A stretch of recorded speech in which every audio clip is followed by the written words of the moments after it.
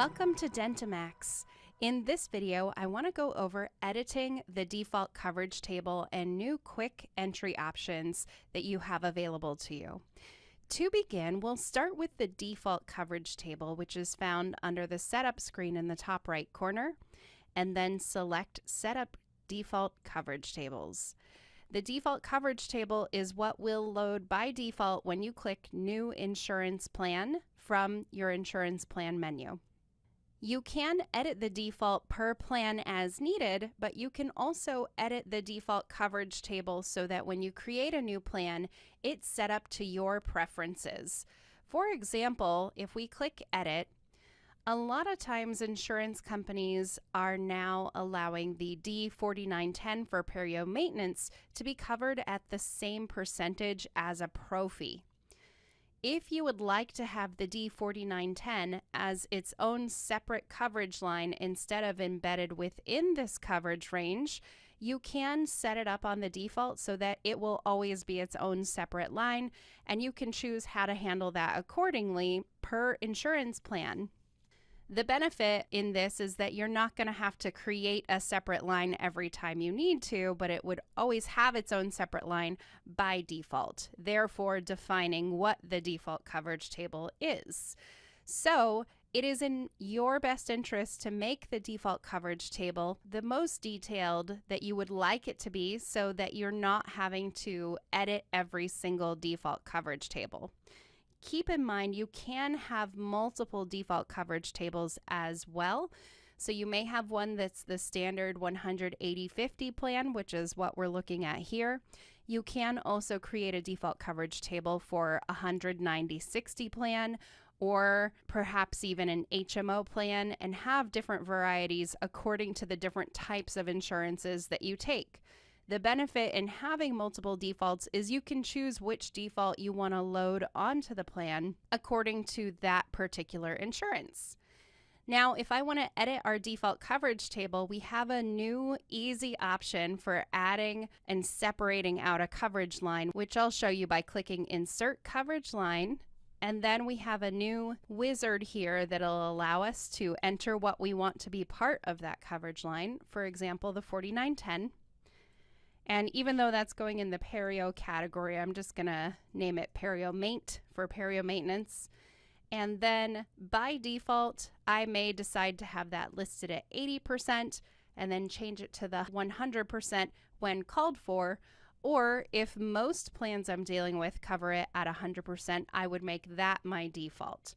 So choose the default accordingly, of course, to what fits most plans, and then you can edit it as needed. The copay would be $0 because they don't have a set copayment amount every time they walk in and have that procedure done, unless it's a copay plan or HMO type of plan.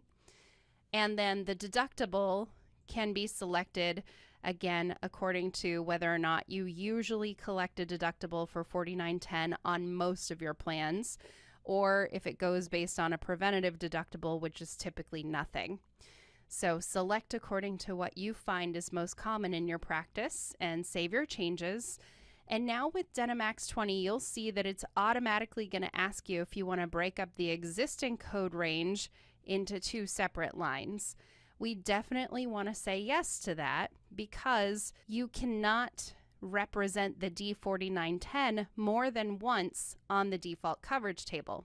If you have the 4910 listed twice on the default coverage table, the software won't know which one is correct as far as calculating patient portions off of, and it'll just create some software confusion, if you will. So you'll always only want to make sure the code is represented once, which by clicking yes, it'll automatically break down that code range so that the 4910 can be on its own line from the rest of the perio codes.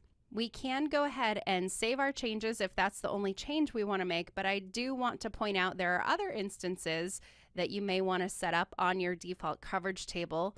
For example, a lot of insurance companies, PPO plans in particular, are now requiring a deductible to be applied to x-rays.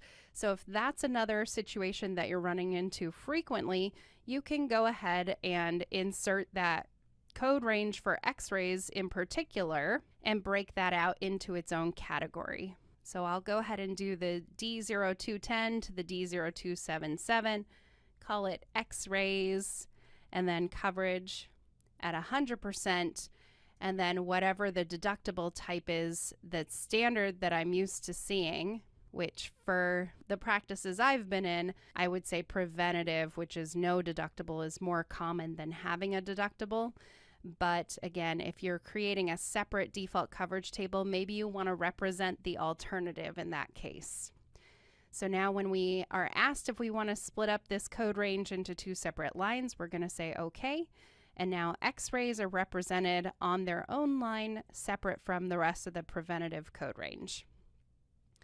Once you're done separating out and setting up your default coverage, you can save your changes. And in this screen, you could click New Default Coverage Table. If you would like to make an alternative, you can go ahead and build that coverage table according to what makes sense on the alternative. Outside of editing the default, the next thing we could do is look at the insurance plan in particular. So I'll click Enter Insurance Plan. And in this case, I'm just going to open one of our existing insurance plans and edit that. Under the Coverage tab, you'll see that this default coverage table has been edited in the past. So I'm going to write over that edit by editing it again. And if I did want to load the new default coverage table I created, I would click Load Default Coverage, select the coverage table that I just edited, and now we can see that x-rays and that 4910 are on their own separate line, and I can modify the rest of this as needed. Once again, you do have the option to add or insert a coverage line if you want to break out this particular insurance plan's codes to something a little more specific. And so you can edit the default, but you can also edit it per plan. If you have any additional questions about how to modify your default or your coverage table in general, please reach out to us at training@dentimax.com or by calling 1-800-704-8494. Thank you.